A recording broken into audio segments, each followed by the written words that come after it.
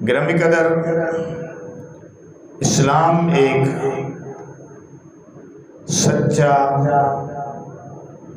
سچا، صاف ستھرا دین ہے۔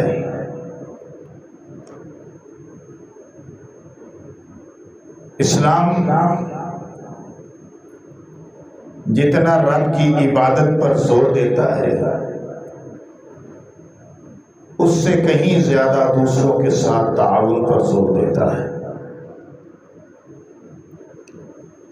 اور ایسا دین ہے جو صرف عبادات تک محدود نہیں ہے،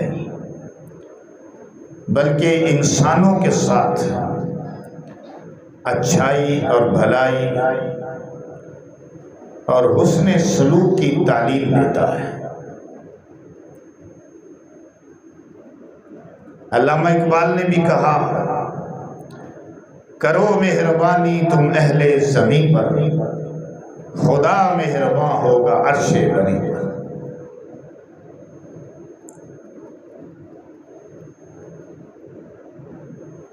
اسلام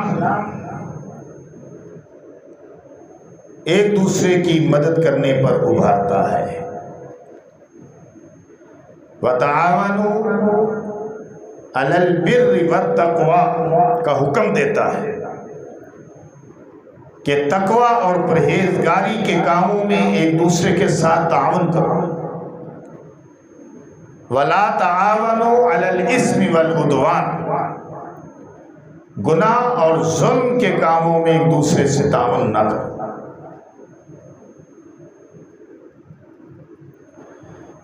صرف اسلام ہی نہیں، اسلام کا تو خصوصی پھر چیپٹر ہے، حقوق العباد، اللہ کے حقوق کے ساتھ ساتھ بندوں کے حقوق پورے کرنا، اور یہاں تک ہے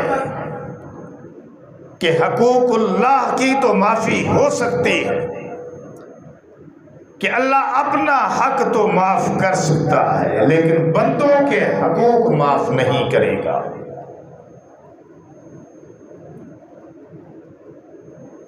اسلام کا تو بنیادی فلسفہ ہی یہی ہے کہ انسانوں کے ساتھ حسن سلوک کیا جائے، اور اس عادت کو، اس خصلت کو، اس صفت کو کہ بندہ ایک دوسرے کے ساتھ اچھائی کرے، بھلائی کرے، حسن سلوک کرے، اللہ نے اس نیکی کو پسند کیا ہے، اور حسن سلوک کرنے والے کو، دوسروں کی مدد اور تعاون کرنے والوں کو، دوسروں کے ساتھ اخلاق سے پیش آنے والوں کو اللہ نے پسند کیا ہے۔ فرمایا بسم اللہ الرحمن الرحیم،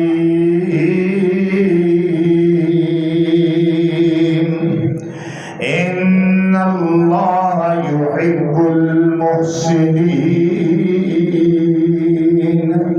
بے شک اللہ تعالی محسنین کو پسند فرماتا ہے۔ محسنین کون ہوتے ہیں؟ جو نیکی کرنے والے، احسان کرنے والے، دوسروں کے ساتھ تعاون کرنے والے، اللہ کے حکم کے مصداق۔ وَتَعَاوَنُوا عَلَى الْبِرِّ وَالتَّقْوَىٰ وَلَا تَعَاوَنُوا عَلَى الْإِثْمِ وَالْعُدْوَانِ، نیکی اور بھلائی کے کاموں میں ایک دوسرے کے ساتھ تعاون کرو، ظلم اور زیادتی اور گناہ کے کاموں میں ایک دوسرے سے تعاون نہ کرو۔ تو صاف حکم، نیکی کے کاموں میں ہاتھ بٹاؤ۔ اگر تمہارا بھائی کسی کے ساتھ تعاون کر رہا ہے اس کے ساتھ شامل ہو جاؤ، کسی کی مدد کر رہا ہے اس کے ساتھ شامل ہو جاؤ، اس کا ہاتھ بٹاؤ۔ یتیم و مسکینوں کے ساتھ تعاون کر رہا ہے اس کا ہاتھ بٹاؤ، اس کے ساتھ اس کے عمل میں شامل ہو جاؤ۔ بیواؤں کی خدمت کر رہا ہے، بیواؤں کے ساتھ بھلائی کر رہا ہے، اچھائی نیکی کر رہا ہے، اس کے ساتھ شامل ہو جاؤ، اس کا ہاتھ بٹاؤ۔ اس لیے کہ اللہ نے فرمایا خیر الناس انفعهم للناس، میرے پاک پیغمبر نے فرمایا خیر الناس انفعهم للناس، تم میں سب سے بہتر وہ ہے، تم انسانوں میں سب سے اچھا وہ ہے، سب سے بہتر وہ انسان ہے جو لوگوں کو نفع پہنچائے، جو لوگوں کو نفع پہنچائے۔ سب سے اچھا انسان وہ جو دوسروں کو نفع پہنچائے۔ اس کا مطلب یہ ہے کہ سب سے برا انسان وہ ہوگا جو دوسروں کو نقصان پہنچائے،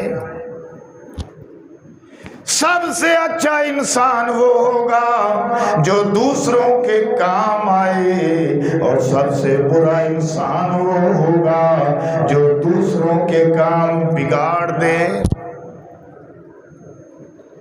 سب سے اچھا انسان وہ ہوگا جو دوسروں کے ساتھ اخلاق سے پیش آئے، اور سب سے برا انسان وہ ہوگا جو دوسروں کے ساتھ بدتمیزی سے پیش آئے۔ میرے پیغمبر نے فرما دیا خیر الناس انفعهم للناس، انسانوں میں سب سے اچھا انسان وہ ہے، بندوں میں سب سے اچھا بندہ وہ ہے، مسلمانوں میں سب سے اچھا مسلمان وہ ہے، مومنوں میں سب سے اچھا مومن وہ ہے جو لوگوں کو نفع پہنچائے۔ اس لیے فرمایا کہ جس نے راستے سے کانٹوں کو ہٹا دیا اس نے بھی نیکی کی، اور جس نے راستے سے پتھر کو ہٹا دیا اس نے بھی نیکی کی۔ انسان جب کسی کے دکھ بانٹتا ہے، کسی ضرورت مند کی ضرورت پوری کرتا ہے، دل کو سکون ملتا ہے۔ یہ دوسری بات آ گئی نا کہ جب انسان کسی سے نیکی کرے گا اس کو سکون ملے گا، کسی کی ٹینشن دور کرے گا اس کی اپنی ٹینشنیں دور ہوں گی، کسی کی مدد کرے گا اس کو ذہنی طور پر سکون ملے گا، اس کی مدد کی جائے گی۔ جو کسی کی مدد کرتا ہے اس کی مدد اللہ آپ کرتا ہے، جو دوسروں کے ساتھ تعاون کرتا ہے قیامت والے دن اللہ تعالیٰ اس کے ساتھ بھلائی کا فیصلہ فرمائیں گے۔ یہ کوئی معمولی باتیں نہیں ہوتی کہ دوسروں کے ساتھ تعاون آدمی کر رہا ہے، یتیموں مسکینوں کو کھلا رہا ہے پلا رہا ہے، یہ کوئی معمولی باتیں نہیں ہیں۔ اس کا اجر اللہ سے ملتا ہے، لیکن بندے کو دنیا میں سکون ملتا ہے، دل کو سکون ملتا ہے، اطمینان حاصل ہوتا ہے، ٹینشنیں دور ہو جاتی ہیں، پریشانیاں دور ہو جاتی ہیں۔ آج ہمارے معاشرے میں بے چینی ہے، بے سکونی ہے، ٹینشن ہے، ہر بندہ پیسے کی ہوس میں مبتلا ہے، قرآن نہیں پڑھ رہے، سمجھ نہیں رہے، اللہ کا حکم پیش نظر کوئی نہیں، دولت کی ہوس ہے، اقتدار کی ہوس ہے، عہدے کی ہوس ہے، پیسے پیسے پیسے، پیسہ آ جائے پیسہ آ جائے۔ اللہ نے قرآن میں اس کی مذمت فرمائی، کاش مسلمان قرآن کو پڑھتے اور پھر اس کو سمجھتے، قرآن کو پڑھتے اور اس کو سمجھتے۔ گرامی قدر سامعین کرام، میں عرض یہ کر رہا تھا، آج ہمارے معاشرے کے اندر بے چینی، بے اطمینانی، ٹینشن، پریشانی کیوں ہے؟ بڑے بڑے امیر لوگ خودکشیاں کر لیتے ہیں، بڑے بڑے عہدوں پر فائز لوگ خودکشی کر لیتے ہیں۔ یہ پریشانی کا حد سے بڑھ جانا، خودکشی پہ مجبور ہو جانا، یہ ٹینشن ہی کا نتیجہ ہے، اور میں سمجھتا ہوں کہ یہ دین سے دوری کا نتیجہ ہے۔ اگر دین پڑھتے تو سمجھ میں آتی بات، وَيْلٌ لِكُلِّ هُمَزَةٍ لُمَزَةٍ الَّذِي جَمَعَ مَالًا وَعَدَّدَهُ۔ اللہ نے قرآن میں فرما دیا کہ ویل ہے، خرابی ہے ان لوگوں کے لیے جو مال کو جمع کرتے ہیں پھر گن گن کے رکھتے ہیں۔ آپ اندازہ کریں، مال جمع کرنا پھر اس کو گن گن کے رکھنا، تو پتہ چلا کہ مال کی ہوس نری ٹینشن ہے۔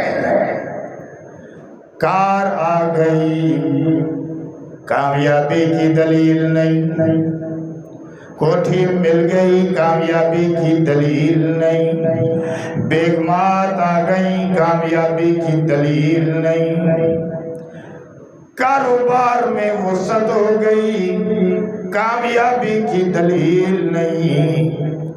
کامیابی کی دلیل ہے کہ دین مل جائے، بندے کو رب کے سامنے جھکنا آ جائے، جھکنا نصیب ہو جائے،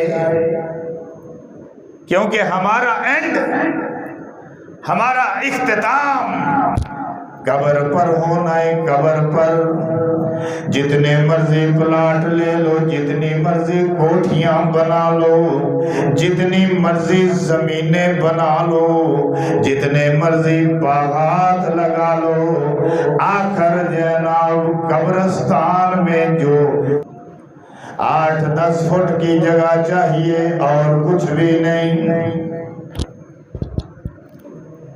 اصل پلاٹ کی فکر کوئی نہیں، اور جو پلاٹ، جو کوٹھیاں، جو بنگلے، جو زمینیں دوسرے لے جائیں گے اس کی فکر ہے،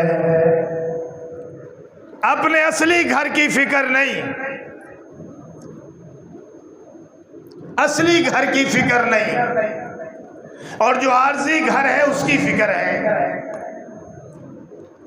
اصلی کامیابی کی فکر نہیں، حقیقی کامیابی کی فکر نہیں، دنیا کے پیچھے بھاگا ہوا ہے۔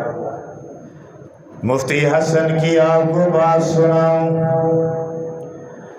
بڑے اللہ والے، بڑے اللہ والے، جن کے متعلق رائے وند کے امیر نہیں بلکہ پوری دنیا کے امیر حاجی عبدالوہاب صاحب نے فرمایا تھا، اگر کسی نے جنتی شخص کو دیکھنا ہو تو مفتی حسن کو دیکھ لو۔ ابھی حیات ہیں، بیان کرتے ہیں، اپنے عام طور پر عام بیانوں کے اندر ایک بچے کو کھڑا کر لیتے ہیں، کہتے ہیں بیٹا کھڑا ہو جا، کھڑا ہو جا، بچہ کھڑا ہو جاتا ہے، اس سے پھر سوال پوچھتے ہیں بڑے پیارے انداز کے ساتھ، کہتے ہیں بیٹا یہ بتاؤ کہ ہمارا اصلی گھر کہاں ہے۔ شاید آپ نے سنا ہو، کبھی پوچھتے ہیں بیٹا آپ کا گھر کہاں ہے، وہ کہتا ہے جی ہمارا گھر فلاں محلے میں، فلاں گلی میں، فلاں ٹاؤن میں۔ کہتے ہیں نہیں، آپ کا اصلی گھر کہاں ہے، بیٹا یہ بتاؤ آپ کا اصلی گھر کہاں ہے۔ جب 2-3 مرتبہ کہتے ہیں تو وہ بچہ سمجھ جاتا ہے. وہ بچہ کہتا ہے ہمارا اصلی گھر بابا جی جنت میں ہے، ہمارا اصلی گھر جنت میں ہے. تو بابا جی کہتے ہیں اب بیٹا پہنچ گیا، اب بیٹا پہنچ گیا، اب بیٹا وہاں پہنچ گیا. تو اصل میں وہ یہ سبق یاد کرواتے ہیں کہ ہمارا اصلی گھر دنیا نہیں بلکہ ہمارا اصلی گھر جنت میں ہے، جہاں سے ہم نکالے گئے ہیں. وہیں سے بابا آدم نکلے، ہم نے وہیں واپس جانا. دنیا میں تو ہمارا ٹھکانہ عارضی ہے.